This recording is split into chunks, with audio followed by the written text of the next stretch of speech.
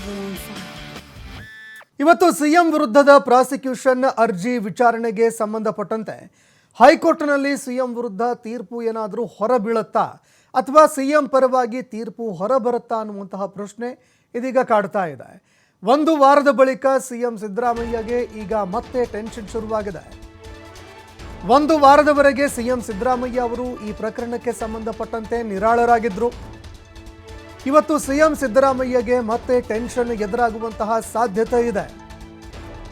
ಇನ್ನು ಹೈಕೋರ್ಟ್ನಲ್ಲಿ ಈ ಒಂದು ಪ್ರಕರಣದ ವಿಚಾರಣೆ ನಡೆಯುತ್ತೆ, ಅರ್ಜಿಯ ವಿಚಾರಣೆ ನಡೆಯುತ್ತೆ.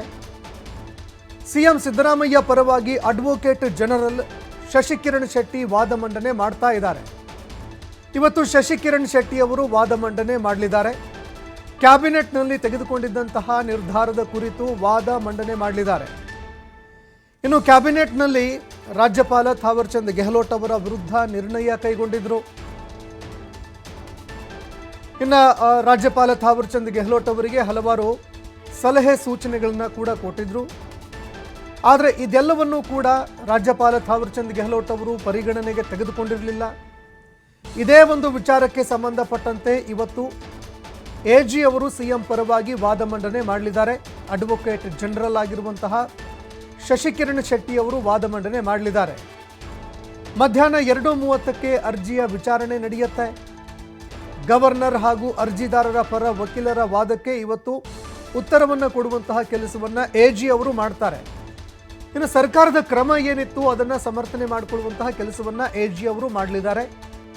ಪ್ರಮುಖವಾಗಿ ಈ ಒಂದು ಪ್ರಕರಣಕ್ಕೆ ಸಂಬಂಧಪಟ್ಟಂತೆ ಯಾವಾಗ ಗವರ್ನರ್ ಅವರು ಒಂದು ನೋಟಿಸ್ ಕೊಟ್ಟರು, ನೋಟಿಸ್ ಇಶ್ಯೂ ಮಾಡಿದರು, ಆಗ ಇದಕ್ಕೆ ಸಂಬಂಧಪಟ್ಟಂತೆ ಕ್ಯಾಬಿನೆಟ್ ಮೀಟಿಂಗ್ ಕೂಡ ಆಯಿತು. ಕ್ಯಾಬಿನೆಟ್ನಲ್ಲಿ ರಾಜ್ಯಪಾಲ ಥಾವರ್ಚಂದ್ ಗೆಹ್ಲೋಟ್ ಅವರ ವಿರುದ್ಧ ನಿರ್ಣಯ ಕೂಡ ಕೈಗೊಂಡರು. ಹಲವಾರು ಸಲಹೆ ಸೂಚನೆಗಳನ್ನು ಕೊಡುವಂತಹ ಕೆಲಸವನ್ನೂ ಕೂಡ ಸಚಿವರು ಹಾಗೂ ಶಾಸಕರು ಮಾಡಿದ್ರು. ಆದರೆ ಇದ್ಯಾವುದನ್ನು ಕೂಡ ರಾಜ್ಯಪಾಲರು ಪರಿಗಣನೆಗೆ ತೆಗೆದುಕೊಳ್ಳಿಲ್ಲ.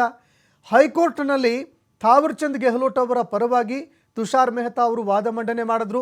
ಆ ಸಂದರ್ಭದಲ್ಲೂ ಕೂಡ ಅಂದರೆ ಯಾವಾಗ ಥಾವರ್ಚಂದ್ ಗೆಹ್ಲೋಟ್ ಅವರು ವಾದ ಮಂಡನೆ ಥಾವರ್ಚಂದ್ ಗೆಹ್ಲೋಟ್ ಅವರ ಪರವಾಗಿ ತುಷಾರ್ ಮೆಹ್ತಾ ಅವರು ವಾದ ಮಂಡನೆ ಮಾಡಿದ್ರು.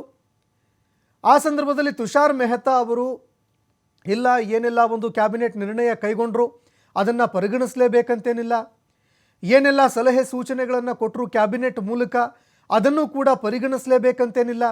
ಅದರಲ್ಲೂ ಈ 17A ಪ್ರಕರಣ ಏನಿದೆ ಅದರಲ್ಲಿ ಇದನ್ನೆಲ್ಲವನ್ನು ಕೂಡ ಪರಿಗಣನೆಗೆ ತೆಗೆದುಕೊಳ್ಳುವಂತಹ ಒಂದು ಅವಶ್ಯಕತೆ ಇಲ್ಲ ಅಂತ ತುಷಾರ್ ಮೆಹ್ತಾ ಅವರು ವಾದ ಮಂಡನೆ ಮಾಡಿದರು. ಇದೇ ಕಾರಣಕ್ಕಾಗಿ ಇವತ್ತು ಶಶಿಕಿರಣ್ ಶೆಟ್ಟಿ ಅವರು ವಾದ ಮಂಡನೆ ಮಾಡ್ತಾ ಇದ್ದಾರೆ. ಅದು ಕೂಡ ಈ ಒಂದು ಕ್ಯಾಬಿನೆಟ್ ಮೀಟಿಂಗ್ಗೆ ಸಂಬಂಧಪಟ್ಟಂತೆ, ಕ್ಯಾಬಿನೆಟ್ ನಿರ್ಣಯಕ್ಕೆ ಸಂಬಂಧಪಟ್ಟಂತೆ ಇವತ್ತು ವಾದ ಮಂಡನೆ ಮಾಡಲಿದ್ದಾರೆ. ಇಲ್ಲ, ಅವರು ಅದನ್ನು ಪರಿಗಣನೆಗೆ ತೆಗೆದುಕೊಳ್ಳಬೇಕಾಗಿತ್ತು. ಎಲ್ಲ ಪ್ರಕರಣಗಳನ್ನು ನಾವು ನೋಡಿದಾಗ ಬೇರೆ ಬೇರೆ ಪ್ರಕರಣದಲ್ಲೂ ಕೂಡ ಯಾರೇ ಒಬ್ಬ ರಾಜ್ಯಪಾಲರಿದ್ದರೂ ಕೂಡ ಕ್ಯಾಬಿನೆಟ್ನ ನಿರ್ಣಯವನ್ನು ಪರಿಗಣನೆಗೆ ತೆಗೆದುಕೊಳ್ಳಬೇಕಾಗತ್ತೆ. ಆದರೆ ಈ ಒಂದು ಪ್ರಕರಣದಲ್ಲಿ ಆಗಿಲ್ಲ. ಕ್ಯಾಬಿನೆಟ್ನ ನಿರ್ಣಯವನ್ನು ಪರಿಗಣನೆಗೆ ತೆಗೆದುಕೊಳ್ಳಿಲ್ಲ. ಕ್ಯಾಬಿನೆಟ್ಗೆ ಯಾವುದೇ ಉತ್ತರ ಕೊಡುವಂತಹ ಕೆಲಸವನ್ನೂ ಕೂಡ ಥಾವರ್ಚಂದ್ ಗೆಹ್ಲೋಟ್ ಅವರು ಮಾಡಲಿಲ್ಲ. ಈ ಒಂದು ವಿಚಾರಕ್ಕೆ ಸಂಬಂಧಪಟ್ಟಂತೆ ಇವತ್ತು ಅಡ್ವೊಕೇಟ್ ಜನರಲ್ ಸಿಎಂ ಸಿದ್ದರಾಮಯ್ಯ ಅವರ ಪರವಾಗಿ ವಾದ ಮಂಡನೆ ಮಾಡ್ತಾರೆ. ಇನ್ನು ತೀರ್ಪು ಇವತ್ತೇ ಹೊರಬೀಳುತ್ತಾ ಅನ್ನುವಂತಹ ಪ್ರಶ್ನೆ ಕೂಡ ಇವತ್ತು ಕಾಡ್ತಾ ಇರುವಂಥದ್ದು. ಯಾಕಂದರೆ ಪ್ರಕರಣದ ವಿಚಾರಣೆ ಇವತ್ತು ಕೂಡ ಮುಂದುವರಿತಾ ಇದೆ. ಇನ್ನು ಇವತ್ತೇ ತೀರ್ಪು ಹೊರಬೀಳುತ್ತಾ, ತೀರ್ಪು ಹೊರಗಡೆ ಬಂದರೂ ಕೂಡ ಯಾರ ಪರವಾಗಿ ತೀರ್ಪು ಹೊರಬೀಳುತ್ತೆ ಅನ್ನುವಂತಹ ಪ್ರಶ್ನೆ ಥಾವರ್ಚಂದ್ ಗೆಹ್ಲೋಟ್ ಅವರ ಪರವಾಗಿ ಏನಾದರೂ ಬರುತ್ತಾ? ಥಾವರ್ಚಂದ್ ಗೆಹ್ಲೋಟ್ ಅವರ ಪರವಾಗಿ ಬಂದಿದ್ದೇ ಆದರೆ ರಾಜ್ಯ ರಾಜಕಾರಣದಲ್ಲಿ ಅಲ್ಲೋಲ ಕಲ್ಲೋಲವೇ ಆಗುವಂತಹ ಸಾಧ್ಯತೆ ಇದೆ.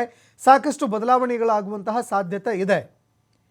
ಇನ್ನು ಒಂದು ವೇಳೆ ರಾಜ್ಯಪಾಲರ ವಿರುದ್ಧವಾಗಿ ಏನಾದರೂ ಸಿಎಂ ಸಿದ್ದರಾಮಯ್ಯ ಅವರ ಪರವಾಗಿ ತೀರ್ಪು ಬಂದಿದ್ದೇ ಆದರೆ ಆಗ ರಾಷ್ಟ್ರ ಮಟ್ಟದಲ್ಲಿ ವಿಪಕ್ಷಗಳಿಗೆ ಒಂದು ಪ್ರಬಲ ಅಸ್ತ್ರ ಸಿಗುವಂತಹ ಸಾಧ್ಯತೆ ಇದೆ.